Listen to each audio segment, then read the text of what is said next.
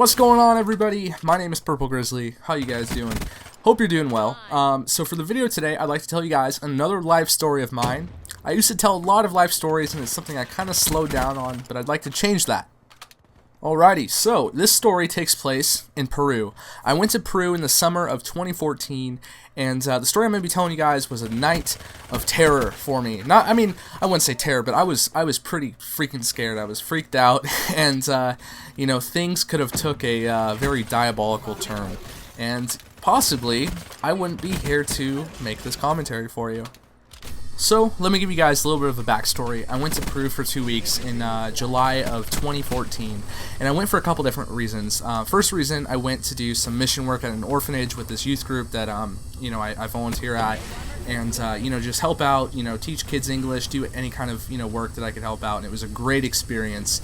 But also, our group went to do some backpacking to Machu Picchu, and if you're not familiar with Machu Picchu, it's this ancient Inca city that's up on top of this mountain. It's one of the 7 wonders of the world, and it's a pretty cool place. But this story takes place on our first day of hiking. So we're out in the Peruvian wilderness. There's like 60 of us, and there's only 3 guides. So we're stretched pretty thin. You know, everybody is at different physical capabilities. Some people are, you know, up in the front. Some people are kind of straggling on this hike. And I'm talking like a serious hike. Like, we are hiking on goat trails in very high elevation, you know, like 12 miles, and it's pretty intense. So with everybody being kind of stretched out, you know, over, you know, a mile and a half, 60 of us, and take in mind, this is a place we have never been before. It's a completely different continent. I'm from California, by the way, so it's pretty, you know, pretty far away, and the guides aren't with everybody to lead everybody, and you know, ideally we were supposed to get to our first campsite before dark, but that did not happen at all. And you know, on this trip, everybody's getting super sick. Everybody has this crazy flu going around. They're puking buckets, and it's not a very good thing at all. So as night rolls around, I was feeling good that day. I was hiking like a boss, and then you know, sickness overcame me, and so I'm feeling like crap. So I slowed down just a little bit, and I was up near the front, but I slowed down enough to where I kind of got separated from the people in the front, and the people kind of in the middle were still about probably a mile behind me, and it's pitch black at this point, and my headlamp is starting to dim, and I'm like, oh no, I forgot to get new batteries before this trek, and so I'm kind of freaked out. I mean, I feel like I have a very good sense of direction, but take in mind, this is pitch black, never been here before, and I'm just kind of, alright, here we go. So I'm hiking along in the dark, and you know, trying to keep my cool, just waiting for some Vietnamese soldiers to run out. I'm just kidding, no, I play too much Call of Duty. I start imagining worst case scenarios like that. So I'm walking, and way off in the distance, probably about half mile to a mile away, I see like headlamps shining, and I was like, oh, thank goodness, it's my group. I have found them. I'm not going to, you know, freeze to death out in these mountains and, you know, be made into some kind of documentary. And so what I do is I start shining what's left of my headlamp at them.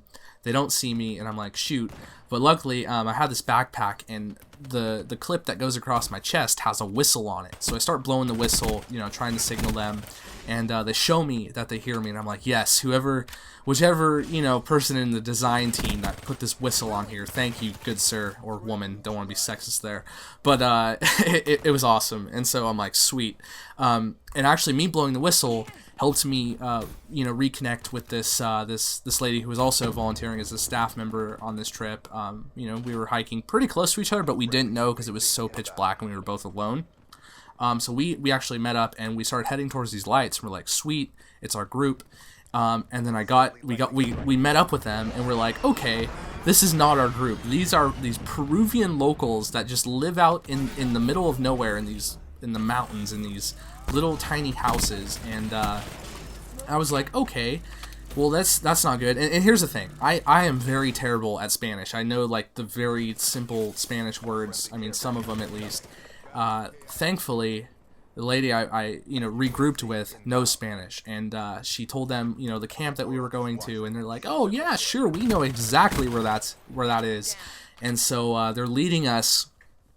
They're like, yeah, come follow us, we'll take you right there, and I'm pretty freaking sick at this point. I've hiked like 11 miles, and they're just leading us in probably what I thought would be the wrong direction, and I'm like, okay, something seems sketchy about this.